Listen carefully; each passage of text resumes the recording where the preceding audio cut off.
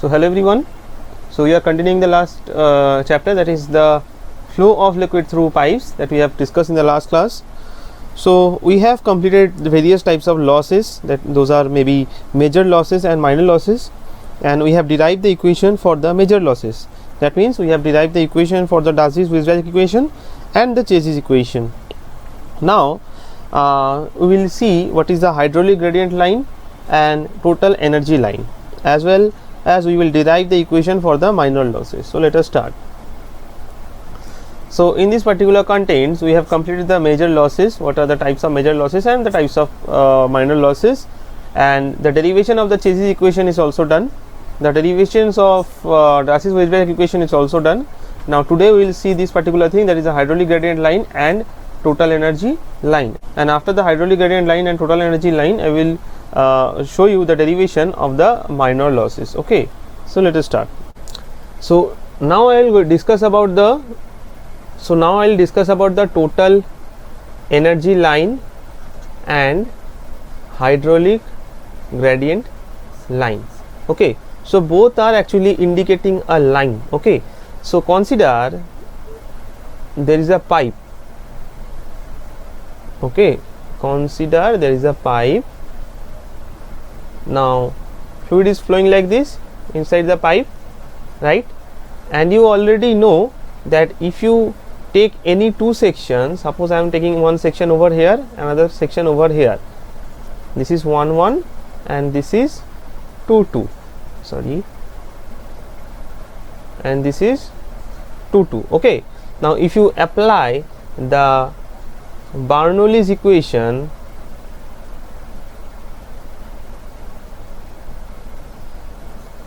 in the section 1 1 and 2 2, what you can write?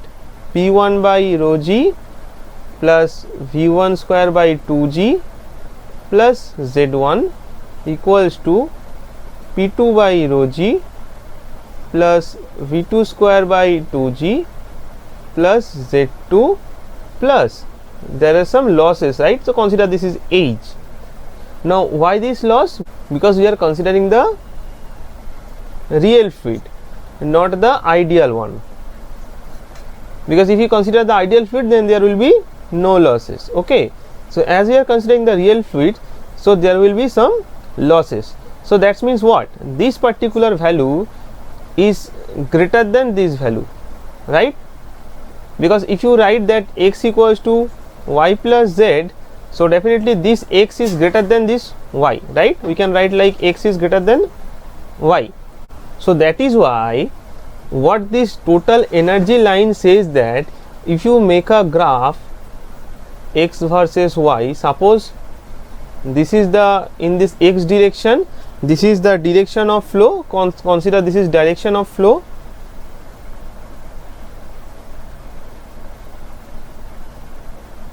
and in another direction you just take that it is energy. Okay, energy, or you can say the head, and it is 0 0. So now I will show what is the total energy line.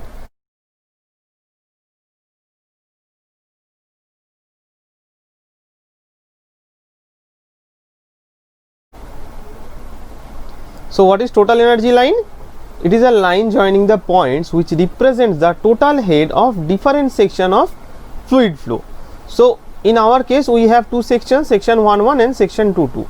So what is the value of the total head at section 1 1? This one, right? This is the value of the total head at section 1 1. So if you represent this total head in a point, so in this particular graph you can draw like this. So this is at section 1 1, suppose this is section 1 1, and here you have section 2 2 also. So same thing, but one thing you need to remember, that the value of the total head at section 2 2, that is lower than the previous one, because you can see I have already shown you, if you represent the value of this total head at section 1 1 as x, and you represent the total head at section 2 2 as y, so z is the loss, right? So x equals to y plus z, so definitely x is greater than y. That means what? Y is less than x, right? So if the y value, that means the total head at section 2 2 is lower compared to section 1-1. So definitely if you represent that also using a point, that will be in a lower portion, right? So if you connect these lines, if you connect these 2 points using a line, it is termed as the total energy line. Okay, so total energy line is nothing but it is a line which is consist of various points, okay, and those points which represents the total head of different sections of the fluid flow. Okay, and if you consider another 2 sections, suppose here another section, here you have another section, so here the value of the total head is lower compared to the previous one. Why? Because we have some losses. So the total energy line is clear to all of you, right? Now I will show you what is the hydraulic gradient line. Okay, so it is very similar to the total energy line, but one slight difference is this, that in case of total energy line, what we have done, we have connected all the points which represents the total head, right? But in case of hydraulic gradient line, in place of this total head, we just need to consider the piezometric head.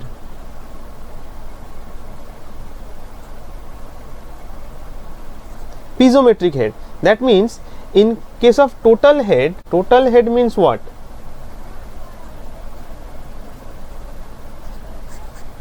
That means the P1 by rho g plus V1 square by 2g plus Z1. Actually this is the total head, right? But the piezometric head is only this P1 by rho g plus Z1. Okay, that means the piezometric head, it is actually P1 by rho g plus Z1. This is actually the piezometric head. Okay, now definitely the value of this piezometric head will be less than the value of this total head, because total head includes 3 terms: the pressure head, velocity head and the datum head, and piezometric head is consist of 2 terms, that is the pressure head and the datum head. So definitely that point is slightly below the point which represents the total energy line. So here it is, this point indicates the piezometric head at section 1-1, and this point indicates the piezometric head at section 2-2. So you just connect these 2 points using a line. Now this line indicates the hydraulic gradient line. Okay, and what is the difference between these 2 values? The total head is P1 by rho g plus V1 square by 2g plus Z1, and the piezometric head is P1 by rho g plus Z1. So the difference between these 2 values is simple, V square by 2g, or you can see the V square by 2g. Okay, and you can see for both the cases, that means for total energy line as well as the hydraulic gradient line, the slope is downward. Okay, that means if you increase the length, the value of the losses will be higher, right? If you consider this particular section, here the value of the loss is this one. Okay, and if you see this section, that is 2-2, here the loss value is higher compared to the previous one, right? So in this way, if you increase the length, the value of the losses will be higher. So some more important points that we need to remember, I am just note it down. Look, the first thing is this, that the slope is always downward as there is losses. So these are the important notes. The first one is the slope is always downwards as there is losses. Okay, now another thing, the total energy line and hydraulic gradient line never intersect each other. That means the total energy line and hydraulic gradient line never intersect each other.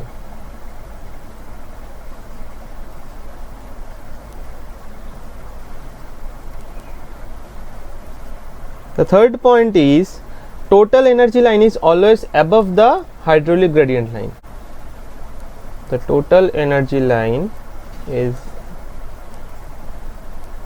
always above the HGL, that means the hydraulic gradient line. Look here in this particular diagram, you can see this is the total energy line and this is the hydraulic gradient line, and you can see the hydraulic gradient line is always below the total energy line. Okay, so these are the very important notes. That means the slope is always downward, and as there is a losses, so due to the losses the slope is always downward. Okay, the reason I have already shown. The total energy line and hydraulic gradient line never intersect each other. Okay, and the total energy line is always above the HGL. So if we have a line something like this, this is the total energy line and this is the hydraulic gradient line. So total energy line is always above the hydraulic gradient line. Okay, so and very important thing that a question may arise that whether this total energy line can have a upward slope. This is a downward slope, but can it be possible that it has a upward slope? Yes. For which cases?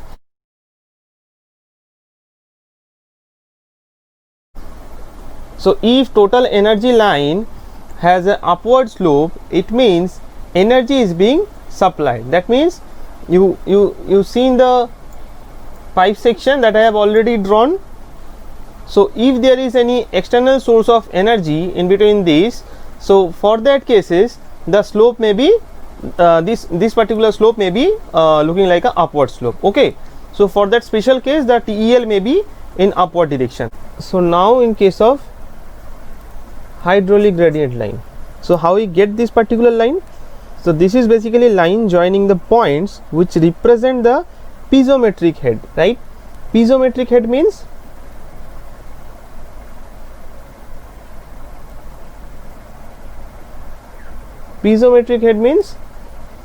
P1 by rho g plus the datum head, rather you can say, right?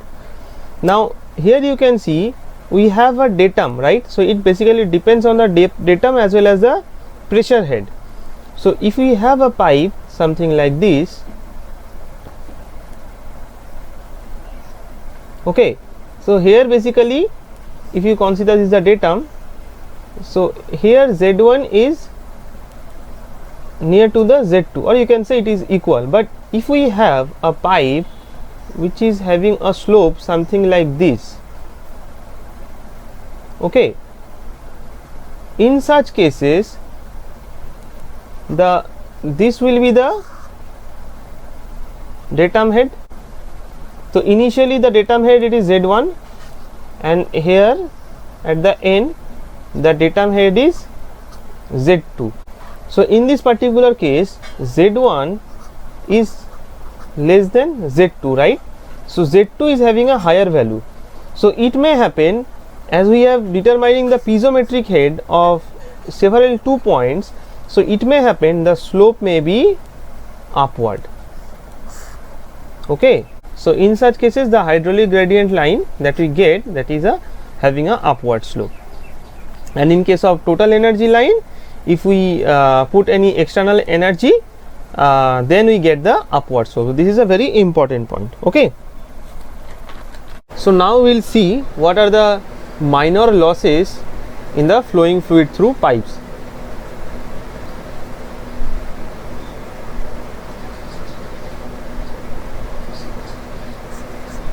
So as you already know that what are the major losses, and major losses are mainly because of the friction, right? But in case of minor losses, when the minor losses takes place, when the area rapidly changes, basically it depends on the cross sectional area, and if the cross sectional area changed, definitely the velocity will be also changed, and if the velocity changed, then there will be eddy formation, and if there is eddy formation, the minor losses takes place. Okay, so consider the first case that means the loss is due to sudden contraction.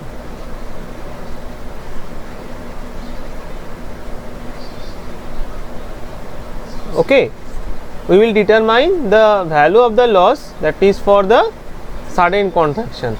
So sudden contraction means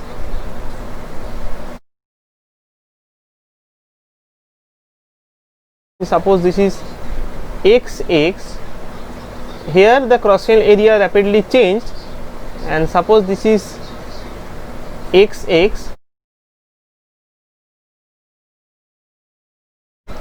So at the section 1 consider the cross sectional area is A1, at 2 consider this A2, the velocity at section 1 that is V1, and the velocity at section 2 it is V2. When the water flow from this particular section, the streamline goes like this.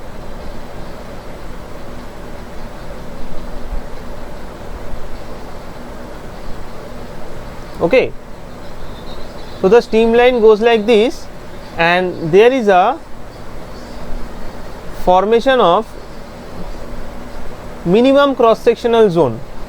Here you can see this is the minimum cross sectional zone. This particular zone is formed, and this particular zone of minimum cross sectional area, the zone of minimum cross sectional area, that is termed as, that you already know, that is vena contracta.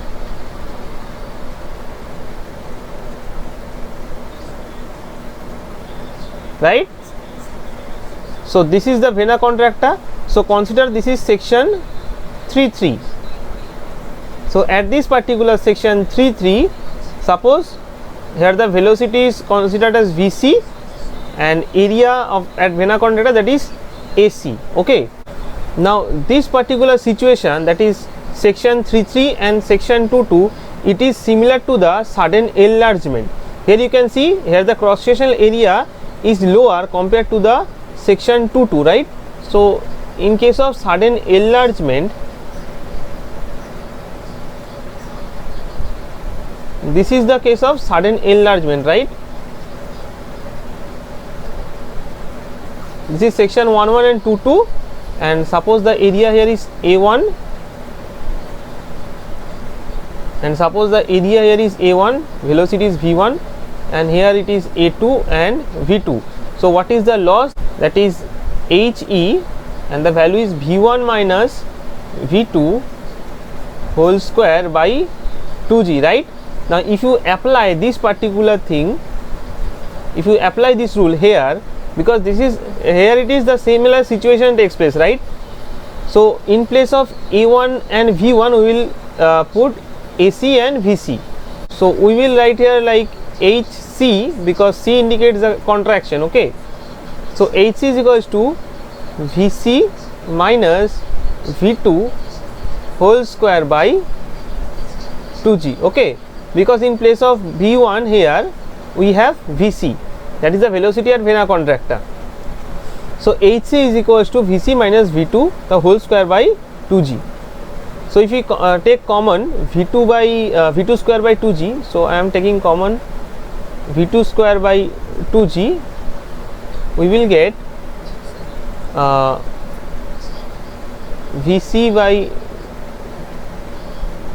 V2 minus 1 whole square, right? So I am just removing this.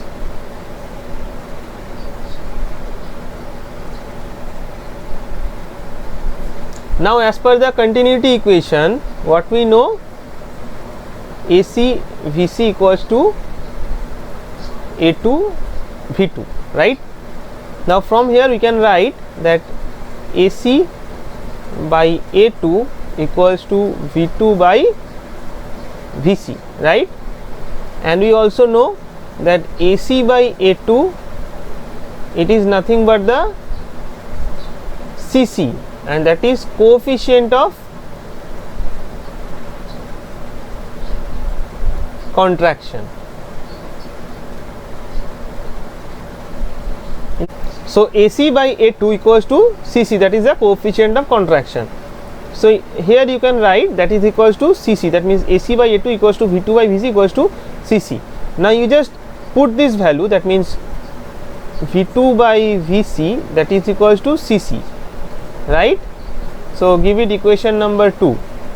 So from equation number 2 and from this equation number 1, suppose this is equation number 1, so you just put the value of V2 by VC in this particular equation. Okay, so let's put the value. So from here we can write V2 square by 2G, this is equals to 1 by CC, right? So 1 by CC minus 1 whole square. So this is actually the value of the head loss. This is denoted by HC due to the sudden contraction. Now if the value of this CC is not given, then what we will do, we will put the value of 1 by CC minus 1 whole square, that is equals to 0.5. okay, if the value of the coefficient of contraction is not given. So the final expression that we got for the head loss due to sudden contraction, that will be HC equals to 0.5 V2 square by 2G. In such case, when the value of CC is not given, and if it is given, then we will use this particular formula. Okay, and where V2 is the mean velocity. Okay, V2 here is the mean velocity. Now we'll see another case, that is head loss due to pipe bend.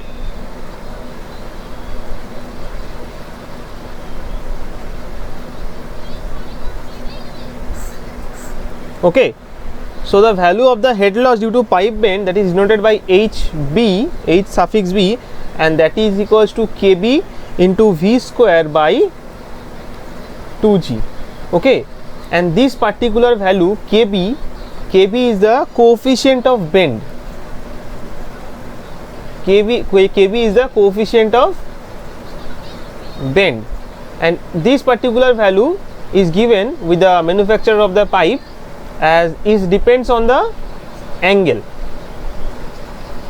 It depends on the angle of the bend, because there may be 90-degree bend or 45-degree bend. So depending on the value of the bend, the KB value is also changed, and that particular KB value we need to put over here, and then we will get the head loss due to the pipe bend. Okay, then another thing, the head loss due to the pipe fitting, due to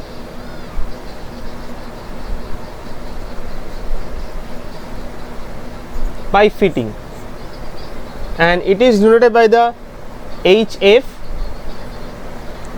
Now HF equals to KF into V square by 2G. So similarly, the KF is the coefficient of pipe fitting, coefficient of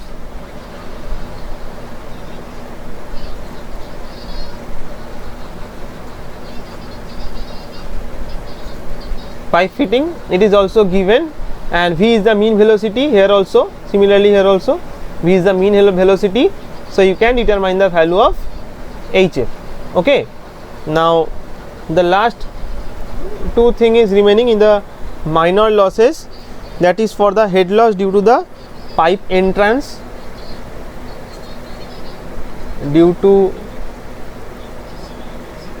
pipe entrance, and due to exit. Okay, so due to pipe entrance, it is similar to the losses due to sudden contraction, and in case of sudden contraction, how you can determine the value? The value of HE, that means the head loss due to pipe entrance, it is denoted by the 0.5 V2 square by 2G. It is similar to the head loss due to the sudden contraction. So suppose this is a reservoir, and the water is flowing from here. So this is the section 2 and here it is section 1. So this is the similar case to losses due to the sudden contraction. So that is why the value is also same. So it is denoted by the loss value is denoted by the H equals to 0.5 V2 square by 2G. Now due to the exit, it is something like this. That means the water is flowing something like this. So consider this is section 1 and this is section 2. So initially we have the higher velocity. Consider here the velocity is V1. Now when it reaches to the reservoir, the velocity, that means here consider it is V2. So V2 it tends to 0. Okay, there will be no velocity or it is negligible. So that is why this particular condition is similar to the loss due to sudden enlargement. So what is the value of loss due to the sudden enlargement? So H is equals to V1 minus V2 whole square by 2G, right? But here the V2 is tends to 0 or negligible. So ultimately the value will be V1 square by 2G. So this is the ultimate value for the loss due to the exit. So H E equals to V1 square by 2G, and here that means the losses due to the pipe entrance, it is calculated by H equals to 0.5 V2 square by 2G, where here V2 is the mean velocity and here V1 is the mean velocity. Okay, so from tomorrow we will solve some problems related to these losses. Thank you.